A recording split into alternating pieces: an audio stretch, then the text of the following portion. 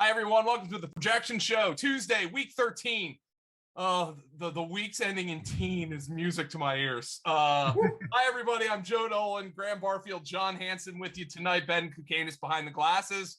We talk early takes on all of these games, guys. How was your Thanksgiving? I think I'm at like 98% from the COVID booster.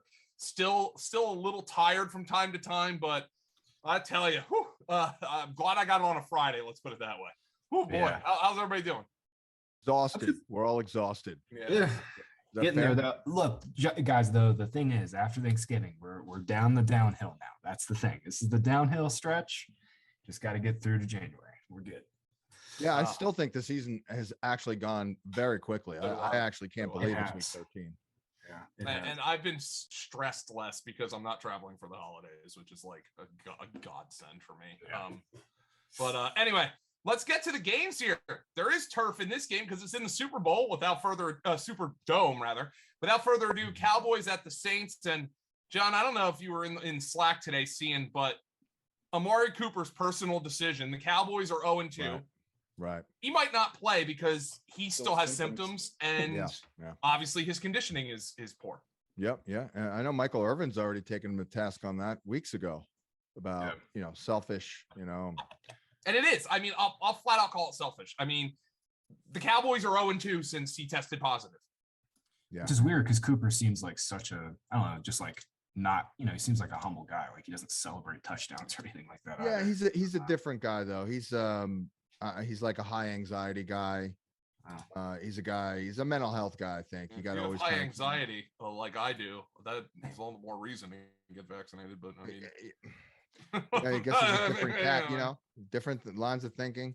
I mean, as far as I'm concerned, when I'm like up against that type of decision, I'm like, what do 99% of all the really smart scientists and doctors think? Whatever that is, I'm going with that. Yeah, but. I mean, just from a factual standpoint for fantasy, I mean, I don't know. I mean, John, I think he's got to be a downgrade at this point. I mean, he's probably not going to play. He probably is still testing positive. If he's showing symptoms still. Well, they said he was in the building.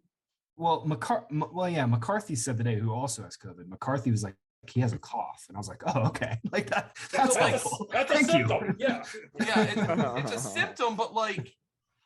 Is he is he testing negative, but he's still whatever the case. I mean, he didn't practice today. Yeah, he's not playing.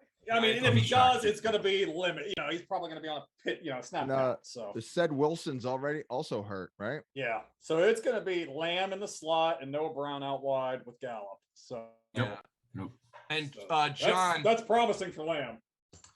Jerry Jones was on the radio today, and I know. He said Zeke will have a huge load, which means Zeke is going to get 4 carries because I always do the opposite of what Jerry says. Did you see what I tweeted today?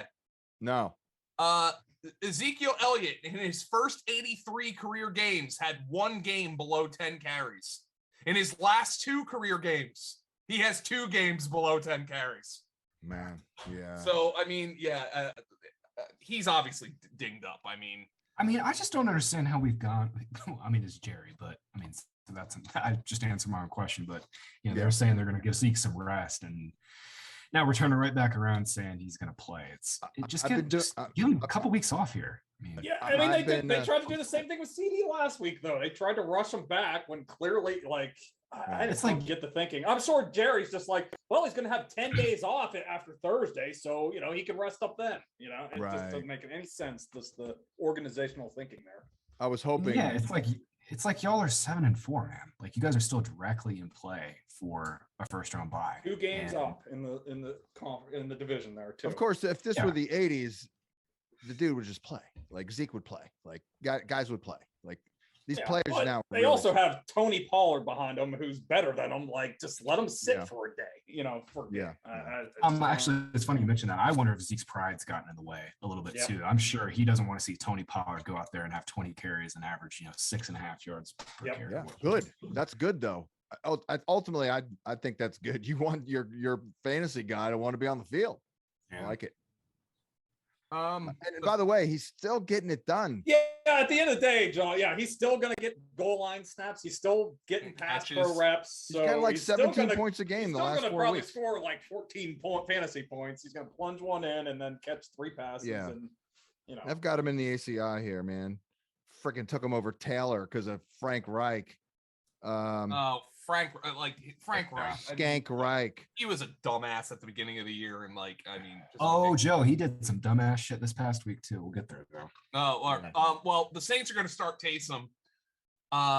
Speaking of dumbass things, it took him 4 weeks. Yeah, well, exactly. He's been hurt though. He's been dealing with player fascia. Yeah, I think that. Yeah, right. You're right. Yeah. But the one thing is, Scott tweeted it earlier today. Outside of like the one game where he got 11 targets, Kamara's expected fantasy points with Taysom was under 10 fantasy points. Like, and we've talked about this though. I mean, that was those 4 games that Taysom started last year were bizarre. I mean, Kendall Hinton game. Yeah, they had a Kendall Hinton game in there. They stomped the Falcons twice. Yeah, and they lost the Eagles, and that was the game that Kamara got those targets. So I'm not worried about it too much. And then the bigger thing is Kamara going to have a full workload? Yeah, because I mean, bigger question tomorrow. Well, they should get Ingram back. When they traded for Ingram, I was like, oh, God, of course. Like, I mean, of course they're glad they did it because Kamara got hurt, but still, receiver. I mean, Vinette. I mean, Traquan Smith's been their guy. I mean, have fun. Well, we'll see who Taysom Hill clicks with. Yeah, because he did click with Thomas last year, actually. Yeah, maybe Callaway, because Callaway did some things late last year. They cut Callaway's routes last week, John. Yeah, I can see why. Oh, what's his fuck's suspended? No, he's hurt, but he is he's still in the line. Yeah. Traquan Smith. I looked it up for the write up here. He went 7 for 118 and 1 last year on 12 targets. And like Graham said, it was the real limited passing. So, and that was with Sanders and Thomas there. So, and they're going to take shots to him. Traquan's been all right. I think it's time to recognize Traquan here. The Bucks and the Falcons. Let's just start with the Falcons because it's as easy as it gets. You play Cordero. Everybody else in the backfield is useless. If you play Russell Gage, he's either going to go for 560 and a touchdown or catch no passes at all. I loved him this week. I actually had him I think we had him pretty high, I thought. And Kyle Pitts, to say it's a wasted draft pick would probably be harsh. Yeah, it's a bust. But it's a bust. Yeah. It's a bust at this point. For sure. He was on He has one touchdown. I mean, it's a bust. Yeah.